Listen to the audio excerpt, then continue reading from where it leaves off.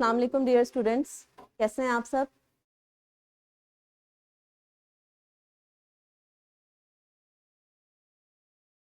तो we are at lecture number 1 and the competency that we are targeting through this lecture is grammar.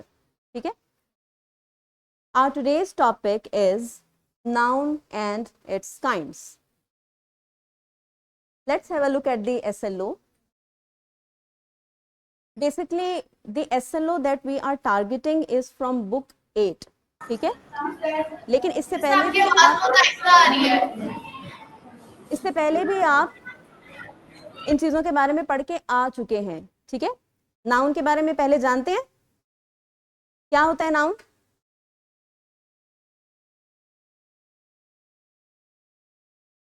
सिर्फ चीज का नाम।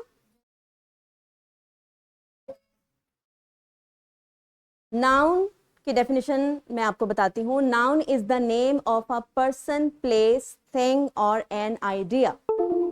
Noun is the name of a person, place, thing और an idea. अब ये क्या है, इन सारी चीजों को वन बाय वन मैं आपको एक्सप्लेन करूंगी। ठीक है, सबसे पहले एसएलओ को देखें। Understand the difference between singular and plural, countable and uncountable nouns. For example scissors, scissors. ठीक है, ये 8th क्लास का एसएलओ है। अगली स्लाइड दिखाएं। यहाँ पे आपको वर्टिकल लिंकेज मिल जाएगा और इस वर्टिकल लिंकेज में आप देख सकते हैं कि आप ऑलरेडी इस वर्टिकल लिंकेज को आप देखेंगे तो आपको बहुत बेहतर तरीके से आइडिया हो जाएगा कि आप ऑलरेडी काफी कुछ नाउन के बारे में पढ़ के आ चुके हैं। इधर देखें, नाउन और इसकी टाइप्स, जिसमें कॉमन नाउन है, प्रॉपर नाउन है, कलेक्टिव नाउन है, कंक्रीट एंड एब्स्ट्रैक्ट नाउन्स हैं। ये सारी आपने कहाँ पे पढ़ ली थी? क्लास 6 में, ग्रेड 6 में ऑलरेडी आपने पढ़ ली थी। ठीक है, ग्रेड 7 में आपने क्या पढ़ा था? कंपाउंड नाउन्स को प्लूरल फॉर्म में चेंज करना आपने सीखा था। सिमिलरली पिछली स्लाइड पे जाएं, इस एसएलओ को दोबारा देखें। अब हमने क्या सीखना है? हमने काउंटेबल, अनकाउंटेबल और इनकी सिंगुलर प्लूरल फॉर्म्स को सीखना है। ठीक है, लेकिन ये हम बाद में सीखेंगे। सबसे पहले हम क्या करेंगे, हम ये जो ऑलरेडी आप पढ़ के आ चुके हैं 6 और 7 ग्रेड में, इसको हम रिवाइज करेंगे। आगे चले। Noun, nouns are one of the most important types of words in English language. nouns क्या है? इंग्लिश लैंग्वेज में सबसे इंपॉर्टेंट एलिमेंट है यूसेज के हवाले से, पार्ट्स ऑफ स्पीच के हवाले से। क्या करता है noun? It indicates people, places, things, objects और कॉन्सेप्ट्स। या फिर जैसे मैंने अभी आपको पहले डेफिनेशन में बताया, a noun is the name of a person, place, thing और एन आइडिया। ठीक है, कॉन्सेप्ट को आप यहाँ पे आइडिया भी कह सकते हैं। आगे देखिए, they help us to produce logical sentences. Nouns हम क्यों यूज करते हैं? नाउन्स हम क्यों सीखते हैं? Because they help us to create logical sentences. आगे चले। अब हम देखते हैं डिफरेंट काइंड्स ऑफ नाउन्स, जो कि आप 6 ग्रेड में, 7 ग्रेड में पढ़ के ऑलरेडी आ चुके हैं। ठीक है, ये देखें कौन कौन सी हैं। Common and proper nouns, countable and uncountable nouns, concrete and abstract nouns या फिर collective nouns। ठीक है, अब हम इनको वन बाय वन डिस्कस करते हैं। आगे चले। सबसे पहले है कॉमन नाउन्स। कॉमन नाउन्स क्या होते हैं, कोई बताएगा?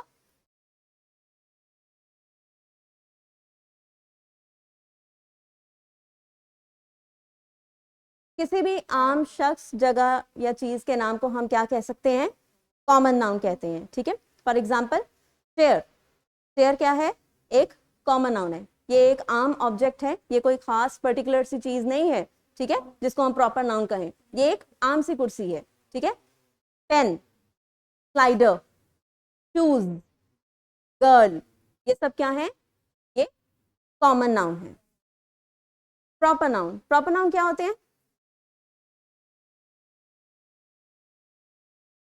किसी खास शख्स, जगह या चीज के नाम को क्या कहते हैं? प्रॉपर नाउन कहते हैं। ठीक है, मिसाल के तौर पे अगर मैंने कहा सिटी, तो ये किसी पर्टिकुलर, किसी खास शहर की बात नहीं हो रही। तो सिटी लफ्ज क्या है? ये एक कॉमन नाउन है, लेकिन अगर मैं कह दूं लाहौर तो फिर ये एक खास शहर की बात हो रही है, तो लाहौर क्या होगा, प्रॉपर नाउन होगा। अगर मैं कह दूं मैन, मैन या बॉय तो क्या होगा, कौन सा नाउन होगा, कॉमन नाउन होगा। और अगर मैं कह दूं कायदे आजम, अलामा इकबाल, अली, प्रॉपर नाउन हो जाएगा। ठीक है जी, बताएं। सिमिलरली अगर मैं कह दूं बुक तो वो क्या होगा, कॉमन नाउन होगा। लेकिन अगर मैं कह दूं द होली कुरान तो वो एक खास किताब का नाम है। अगर मैं कह दूं बाइबल तो वो भी एक खास बुक का नाम है, तो वो क्या हो जाएगा, प्रॉपर नाउन हो जाएगा। समझ आ गया कॉमन नाउन और प्रॉपर नाउन का डिफरेंस। आगे चलें। अब देखें मैस्कुलिन नाउन्स और फेमिनिन नाउन्स। आपको नाम से ही पता चल जाना चाहिए कि मैस्कुलिन नाउन्स कौन से नाउन होते हैं। मैस्कुलिन नाउन यानी जो मेल के लिए इस्तेमाल होते हैं, और फेमिनिन नाउन जो फीमेल के लिए इस्तेमाल होते हैं। मिसाल के तौर पे मैन, अंकल, बॉय, ये कौन से हैं, मैस्कुलिन नाउन्स हैं। और अगर मैं कह दूं वुमन, वाइफ, गर्ल तो ये कौन से नाउन्स हैं, फेमिनिन, फेमिनिन नाउन्स हैं। आगे देखें न्यूट्रल नाउन्स, न्यूट्रल्स। ठीक है, न्यूट्रल नाउन्स पहले आपने देखे मैस्कुलिन नाउन्स, फिर आपने देखे फेमिनिन नाउन्स। फिर कुछ ऐसे वर्ड्स भी होते हैं जो मेल या फीमेल दोनों के लिए इस्तेमाल हो रहे होते हैं, ये जेंडर स्पेसिफिक नहीं होते। मिसाल के तौर पे जेंडर न्यूट्रल्स की मैं बात कर रही हूँ। पहले मैनकाइंड और पीपल, मैनकाइंड और पीपल। अगर मैं कह देती हूँ पीपल तो क्या आपको ये लफ्ज पीपल सुन के समझ में आया कि ये औरतों की बात हो रही है या मर्दों की बात हो रही है, आपको समझ में नहीं आया, तो ये क्या हो जाएगा, ये एक जेंडर न्यूट्रल नाउन हो जाएगा। सिमिलरली अगर मैनकाइंड की बात की जाती है तो क्या आपको पता चलेगा कि ये मेल की बात हो रही है, फीमेल की बात हो रही है, ये ओवरऑल ह्यूमैनिटी, ओवरऑल इंसानियत की बात हो रही है। तो ये कौन सा नाउन है, ये जेंडर न्यूट्रल है। अगर मैं कह दूं द मुस्लिम्स तो क्या मुस्लिम्स नाउन देखने के बाद आपको पता चल रहा है कि ये मैस्कुलिन है या फेमिनिन है? नो, ये दोनों की जगह पे यूज हो सकता है, दोनों के लिए यूज हो सकता है। ठीक है, और फिर उसके बाद कुछ ऐसे वर्ड्स होते हैं जो कि मेल फीमेल को इंडिकेट नहीं कर रहे होते, वो किसी भी ऑब्जेक्ट को इंडिकेट कर रहे होते हैं। फॉर एग्जाम्पल माउंटेन है या वैली है, स्टेयर है, जिस तरह। आगे चले, आगे है कलेक्टिव नाउन। कलेक्टिव नाउन क्या करता है, collective noun denotes a group of individuals, things और animals as a single unit. अगर आपने नाउन्स को, काफी सारे नाउन्स को इकट्ठा एक उनके लिए लफ्ज यूज करना है तो उस नाउन को हम क्या कहते हैं, कलेक्टिव नाउन कहते हैं। अब देखें आप इंडिविजुअली यहाँ पे डिफरेंट स्टूडेंट्स बैठे हुए हैं, डिफरेंट बॉयज बैठे हुए हैं, तो बॉय अगर मैं कहूँ तो क्या होगा, कॉमन नाउन होगा। अगर मैं कहूँ स्टूडेंट, कॉमन नाउन होगा या जेंडर न्यूट्रल होगा? जेंडर न्यूट्रल होगा, क्योंकि अभी तो आज आप लड़के बैठे हैं, हो सकता है कल क्लास में लड़कियां भी हों। ठीक है, तो मैं ऐसा तो नहीं कह सकती ना कि फीमेल स्टूडेंट्स या मेल स्टूडेंट्स, हम ओवरऑल कहेंगे स्टूडेंट्स, उसमें मेल और फीमेल दोनों शामिल होंगे। तो ये जो लव स्टूडेंट्स है ये क्या होगा, जेंडर न्यूट्रल होगा। ठीक है, अब इन सबको कलेक्टिवली अगर मैंने प्रोनाउंस करना है तो मैं क्या कहूंगी, क्लास, क्लास। ठीक है, तो क्लास क्या होगा, कलेक्टिव नाउन होगा। क्लास क्या होगा लव्स, कलेक्टिव नाउन होगा। आगे चलें,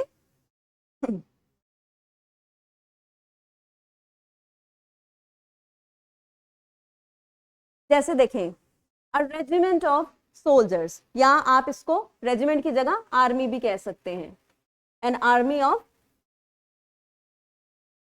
सोल्जर्स। काफी सारे सोल्जर्स हैं, काफी सारे सिपाही हैं, अगर हम उनको कलेक्टिवली एड्रेस करना चाहते हैं तो हमने उनके लिए एक लफ्ज बना लिया। क्या लफ्ज बना लिया, एक लफ्ज बना लिया, कौन सा, रेजिमेंट या फिर आर्मी। इसी तरह बहुत सारे फ्लावर्स हैं, इंडिविजुअल आपके पास, उन सब फ्लावर्स को इकट्ठा करके आपने रैप अप कर लिया, तो उसको आपने क्या कह दिया? Bouquet. A bouquet of flowers, जिस तरह अभी पिछले पेज पे आप देख कर आए हैं। अभी देख लें, अ बोल ऑफ राइस। अब एक एक चावल का दाना, उसको तो आप एड्रेस नहीं कर सकते, ठीक है? तो जब उनको कलेक्टिवली हम प्रोनाउंस करते हैं तो हम कह देते हैं bowl of rice. A band of singers, काफी सारे सिंगर्स हैं, इंडिविजुअली गाते हैं, ठीक है? लेकिन जब कलेक्टिवली इकट्ठे होके किसी एक बैंड के थ्रू गा रहे होते हैं तो उसको हम क्या कह देते हैं? Band of singers. आगे चले, अब देख लेते हैं कंक्रीट और एब्स्ट्रैक्ट नाउन।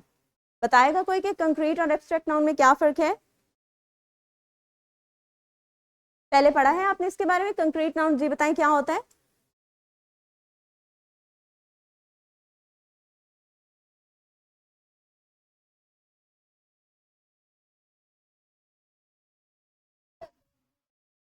जी, अब देखें, एब्स्ट्रैक्ट नाउन और कंक्रीट नाउन में फर्क मैं आपको बताने लगी हूँ, बी अटेंटिव। कंक्रीट नाउन्स वो नाउन्स होते हैं that can be perceived by the penta senses. हमारी 5 सेंसेस हैं, देखने की, सुनने की, छूने की, सूंघने की, ठीक है? कंक्रीट नाउन्स वो नाउन्स होते हैं that can be perceived by the 5 senses, जिनको आप हाथ लगा सकते हैं, देख सकते हैं, सूंघ सकते हैं, उनको टच कर सकते हैं, उनको सुन सकते हैं, ठीक है? और एब्स्ट्रैक्ट नाउन्स वो वाले नाउन्स होते हैं that can not be perceived by the 5 senses. For example, अगर मैं कहूं he is a brave boy, he is a brave boy, brave adjective है। ही शोड ब्रेवरी, ब्रेवरी, उसने बहादुरी का मुजाहरा किया, ठीक है? तो क्या आप उसकी बहादुरी को टच कर सकते हैं? क्या आप उसकी बहादुरी को स्मेल कर सकते हैं? नहीं कर सकते। तो ब्रेवरी क्या होगा? ब्रेवरी क्या होगा?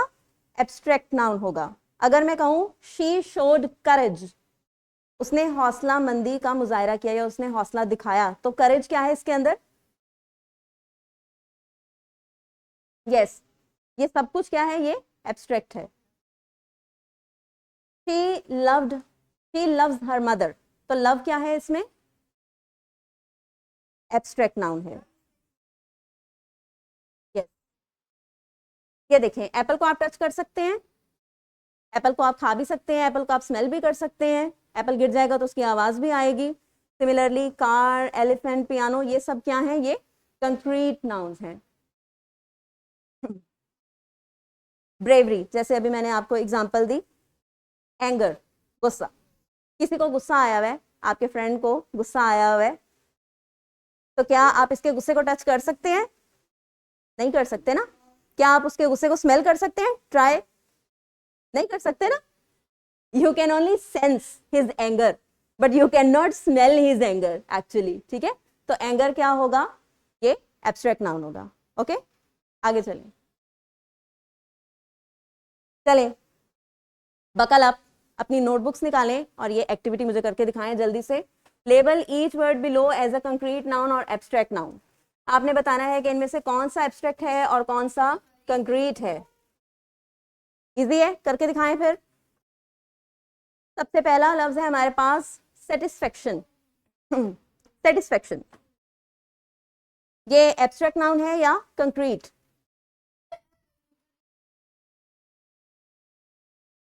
आप सिर्फ आंसर लिखें, बताएं ये कौन सा नाउन है, एब्स्ट्रैक्ट नाउन या कंक्रीट?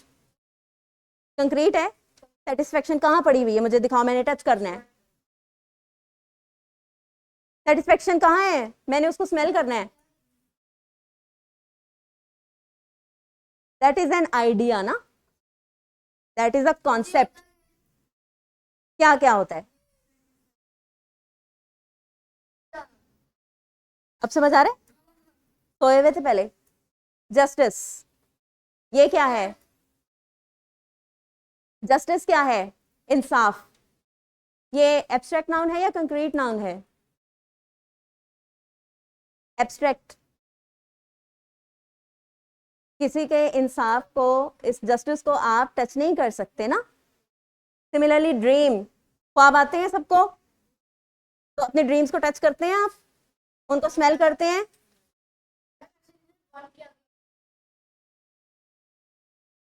कोई बात नहीं, नंबरिंग की टेंशन नहीं लेनी आपने, आप सिर्फ लिखें।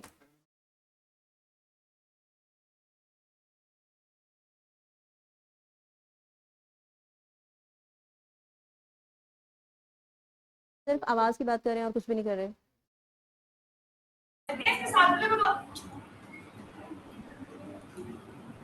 मुझे बताएं baby. Concrete. Concrete. Cool. Which noun is it? Abstract or concrete? Yes. Cool के बारे में बताएं। Cool abstract है या concrete है? Concrete है। Wall, ये देखें walls हैं।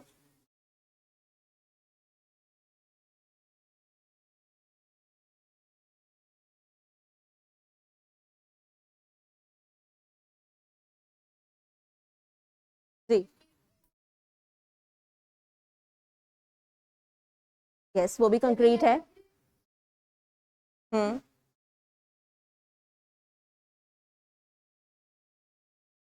ये हवा की स्मेल नहीं है, ये उसके अंदर जो केमिकल जो एलिमेंट्स हैं ये उनकी स्मेल है। ठीक है, सबने लिख लिया?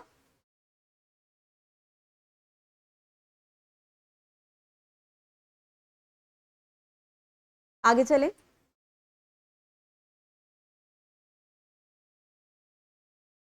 आगे। अच्छा जी।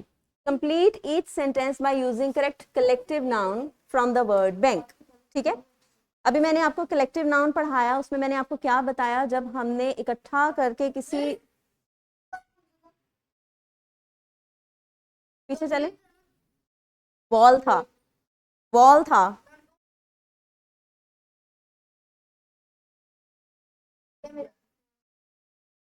जी आगे चले।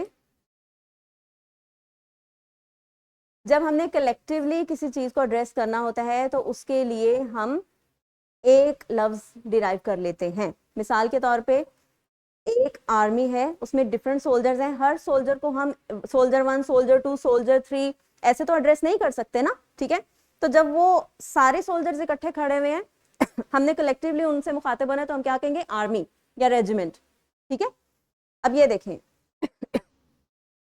ये कुछ फिल इन द ब्लैंक्स हैं आपके पास, और ये कुछ कलेक्टिव नाउन है आपके पास।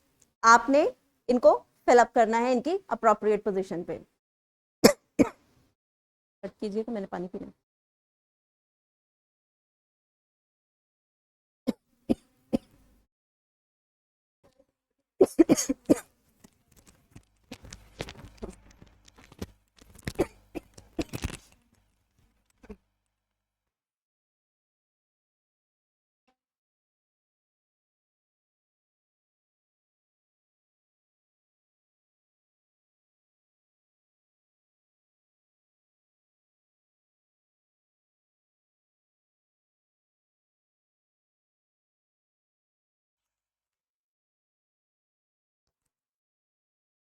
जी, it was amazing to see a whole, ये कह रहे हैं, अपनी नोटबुक्स में लिखें, I will check that letter. They ordered a dash of paper for the office. इसमें से देखें कौन सा आएगा? The farmer has a dash of 20 geese। Geese क्या होता है? गूज का प्लूरल है, हंस को कहते हैं, झुंड। The Himalayas are very beautiful mountain. The buzzing was coming from a dash of bees. मैं आपको आंसर्स नहीं बता रही, आंसर्स आपने खुद लिख के दिखाने हैं मुझे, अपनी नोटबुक में लिखें और फिर आई चेक दैट लेटर।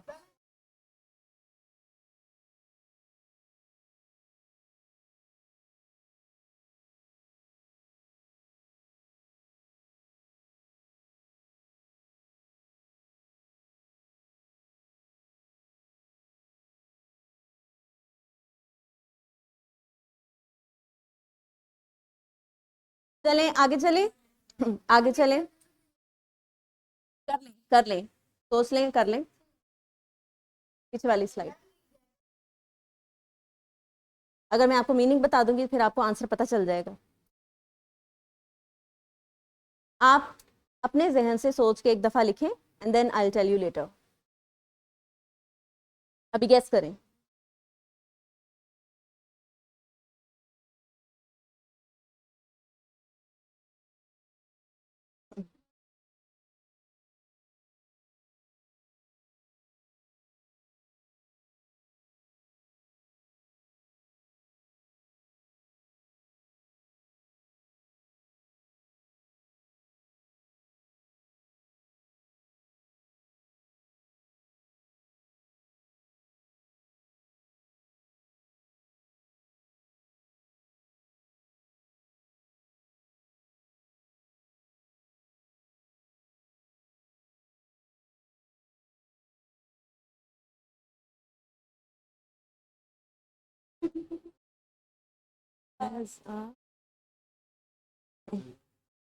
नहीं बल्कि इधर गया, क्या गलत रेंज है।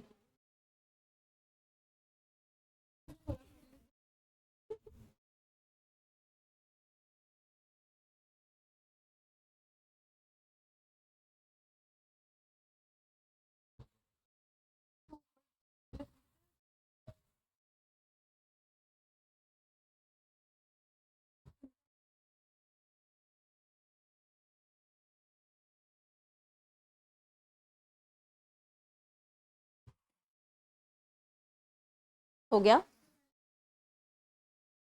बताएं। सबसे पहला, it was amazing to see a whole dash of whales। swarm, सबने swarm लिखा है।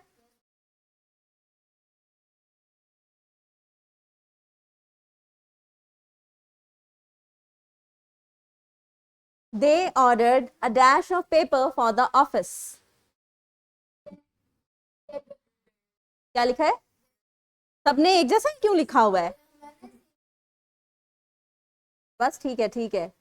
ream of paper, ream of paper। जैसे एक वो होता है ना प्रिंटिंग के लिए, आपके पास एक रीम होता है, काफी सारे पेपर्स उसके अंदर कोई 500 400 पेजेस होते हैं, तो उनको कलेक्टिवली अब पेज 1 पेज 2 पेज 3 तो नहीं कह सकते ना।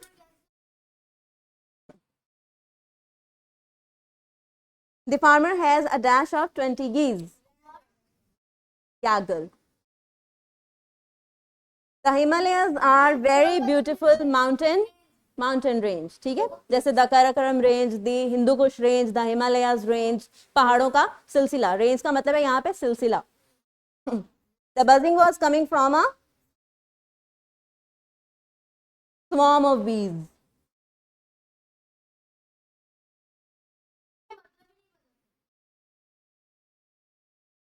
प्री नाइन्थ, प्री नाइन्थ है ये। हाँ, तो अभी आपको स्वाम का मतलब नहीं पता, फिर भी पता होना चाहिए।